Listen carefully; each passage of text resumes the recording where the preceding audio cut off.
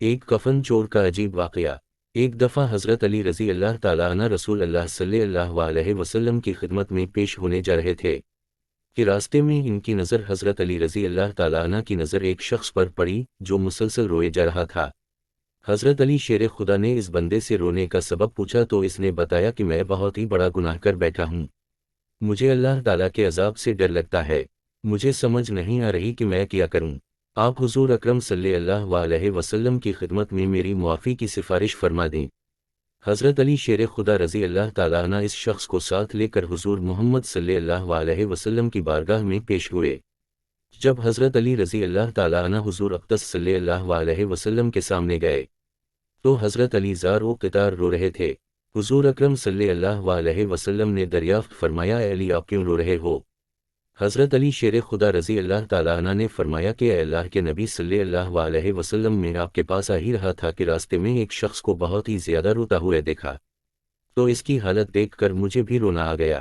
حضرت محمد صلی اللہ علیہ وسلم نے پوچھا وہ شخص کہاں ہے؟ آپ رضی اللہ تعالیٰ عنہ نے عرض کیا، یا رسول اللہ صلی اللہ علیہ وسلم وہ شخص باہر کھڑا ہے۔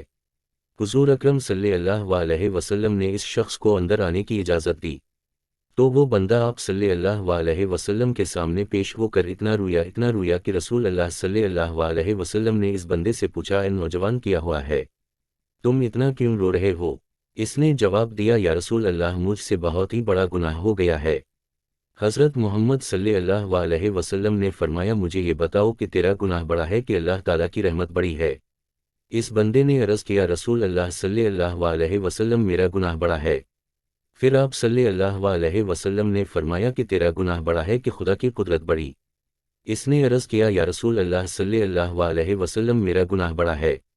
حضرت محمد صلی اللہ علیہ وسلم نے فرمایا کہ کیا تو نے شرک کا ارتکاب کیا ہے؟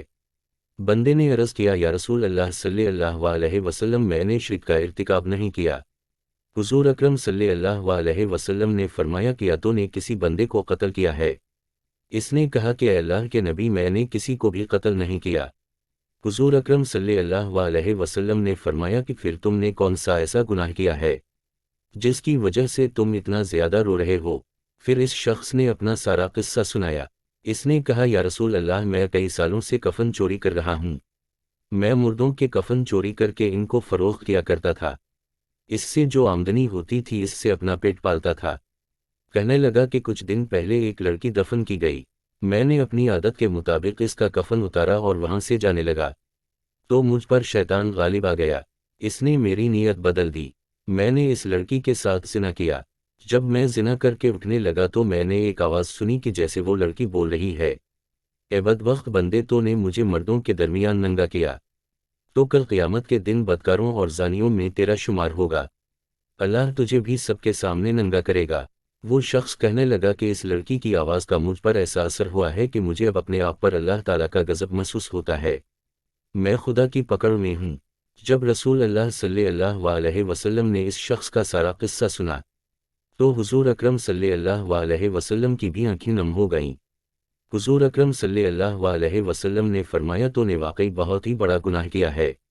حضور نبی کریم صلی اللہ علیہ وسلم کی زبان مبارک سے جب یہ الفاظ نکلے کہ یہ بہت ہی بڑا گناہ ہے تو وہ شخص روتا ہوا باہر نکل گیا۔ اس نے سوچا کہ رسول صلی اللہ علیہ وسلم اس وقت بہت ہی ناراض ہیں، ایسا نہ ہو کہ آپ صلی اللہ علیہ وسلم کے زبان مبارک سے کوئی ایسی بات نہ نکل جائے جو میری بربادی کا مزید سبب بن جائے۔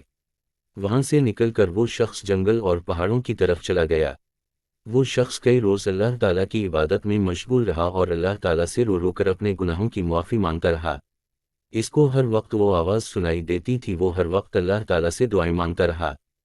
جب وہ شخص کئی روز معافی مانگتا رہا تو خدا نے اس بندے کی توبہ قبول فرمائی۔ اللہ تعالیٰ کے حکم سے حضرت جبرائیل علیہ السلام حضور صلی اللہ علیہ وسلم کے پاس تشریف لائے اور سلام پیش کیا۔